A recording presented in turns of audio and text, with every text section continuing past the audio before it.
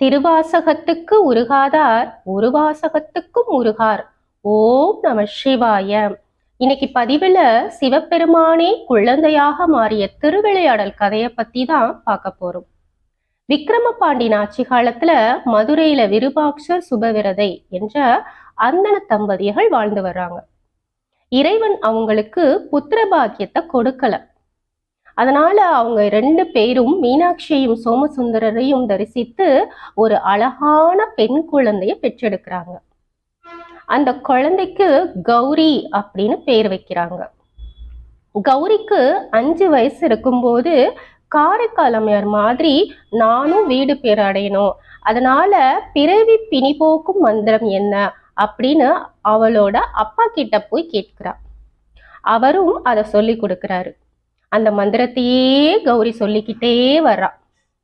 சில வருடங்களுக்கு பிறகு ஒரு நாள் ஒரு வைணவ பிரம்மச்சாரி விருபாட்சர வீட்டுக்கு உணவு அருந்துறதுக்காக வர்றான். அவனை பார்த்ததும் அவருக்கு ரொம்ப பிடிச்சு போயிடுது.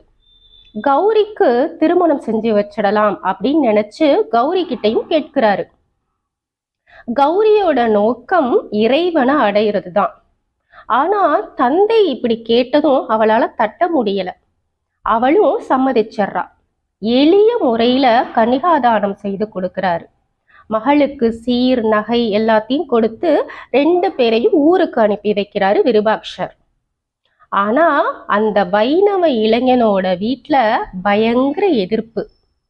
ஏன்னா கௌரி சைவ பெண். சைவ பெண்ணான கௌரிய நாங்க ஏற்க மாட்டோம். நீ என் மகன் கூட வாழக்கூடாது. அப்படி வாழணும் அப்படின்னா நாங்க சொல்றதுக்கு எல்லாம் நீ கட்டுப்பட்டு இருக்கணும்.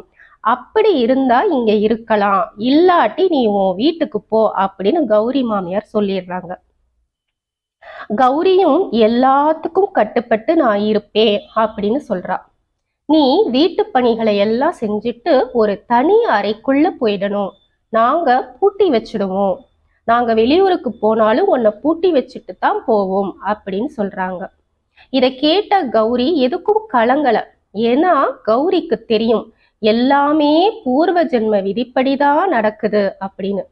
இதுக்கு விதிவிலக்கு யாரும் இல்லையே, அதனால அதையெல்லாம் அப்படியே ஏத்துக்கிறான்.